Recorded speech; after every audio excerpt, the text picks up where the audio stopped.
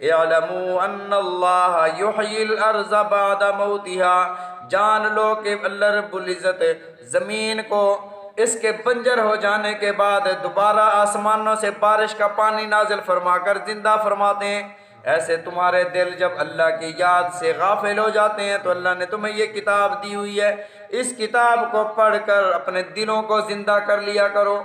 یہ کتاب ذریعہ ہے، اللہ کا ذکر کر کے اللہ کے ذکر سے مردہ دل زندہ ہو جایا کرتے ہیں۔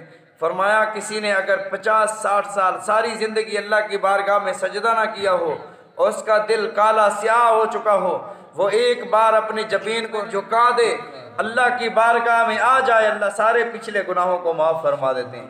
فرمایا کہ جو بندہ توبہ کر لیتا ہے اللہ تعالیٰ اس کے سابقہ گناہوں کو معاف فرما دیتے ہیں۔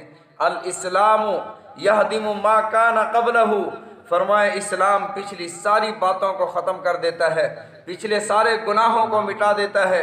اور مومنوں کے لیے نبی علیہ الصلوۃ والسلام نے ارشاد فرمایا الحج یہدم ما کان قبلہ، جو اس گناہ کیے حج ان سارے گناہوں کو مٹا دیتا ہے، توبہ ان سارے گناہوں کو مٹا دیتی ہے۔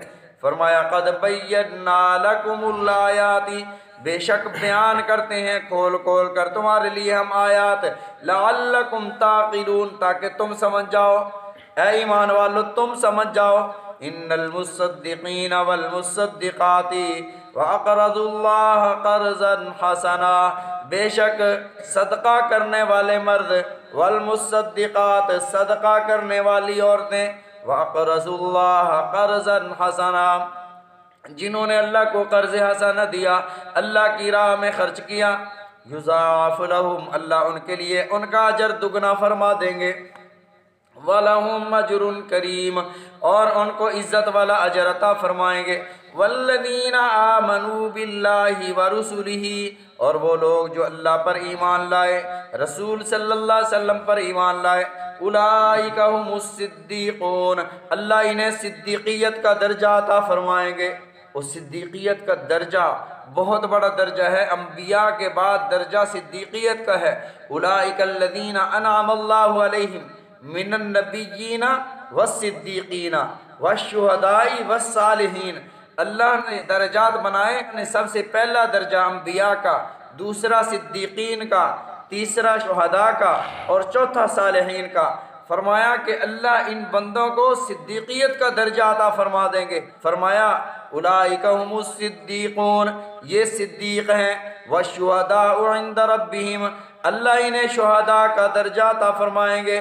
جو بندہ اللہ کی اطاعت کرتا ہے، نیک اعمال کرتا ہے، وہ اللہ کے ہاں شہداء کی صف میں لکھا جاتا ہے۔ دوسری بات یہ ہے کہ ہر مسلمان مومن کے دل میں شہادت کا ایک جذبہ موجود ہے کہ اگر خدا نخواستہ کسی کافر نے میرے آقا علیہ الصلوۃ والسلام کی میرے سامنے گستاخی کی، یا میں خود شہید ہو جاؤں گا یا اسے مار کر غازی بنوں گا۔ یہ جذبہ تو ہر بندے کے اندر موجود ہے۔ تو فرمایا کہ جس بندے کے اندر یہ جذبہ موجود ہے، جو ایمان والا ہے، وہ اللہ کے ہاں شہید ہے، شہید کا درجہ اسے عطا کیا جائے گا۔ لہم اجرہم ونورہم، ان کے لیے اجر ہوگا، ونورہم، مہربانی کا نور عطا فرمائیں گے۔ والذین کفروا وکذبوا بآیاتنا، وہ لوگ جنہوں نے کفر کیا، کذبوا بآیاتنا، ہماری آیات کو جھٹلایا، اولئک اصحاب الجحیم، یہ جہنم کا جو جحیم طبقہ ہے، یہی جہنم والے ہیں، یہی جحیم والے ہیں جنہوں نے اللہ کی اطاعت کی، اللہ انہیں نور اور اجر عطا فرمائیں گے۔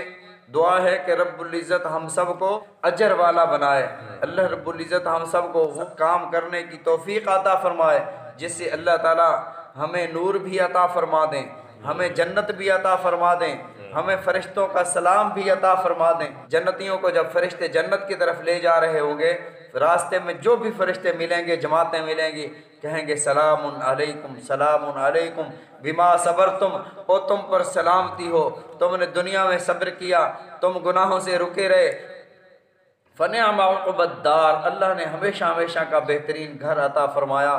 پھر فرشتوں کا سلام نہیں، سلام قولا من رب الرحیم، رب کی طرف سے سلام آ رہے ہوں گے اور تمہارا رب تمہیں سلام کہہ رہا ہے۔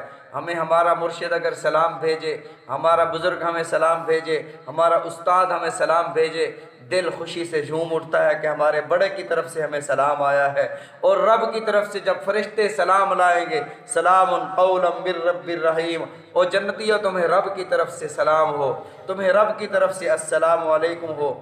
یہ اجر اللہ رب العزت ہم سب کو عطا فرمائے، ہم سب کو ایسے اعمال کرنے کی توفیق عطا فرمائے، گناہوں سے اللہ تعالی ہم سب کو محفوظ رکھے۔ جیسے اس مسجد میں ایک ساتھ جمع ہوئے، میرے مولا ہم سب کو جنت میں بھی ایسے جمع فرما دے۔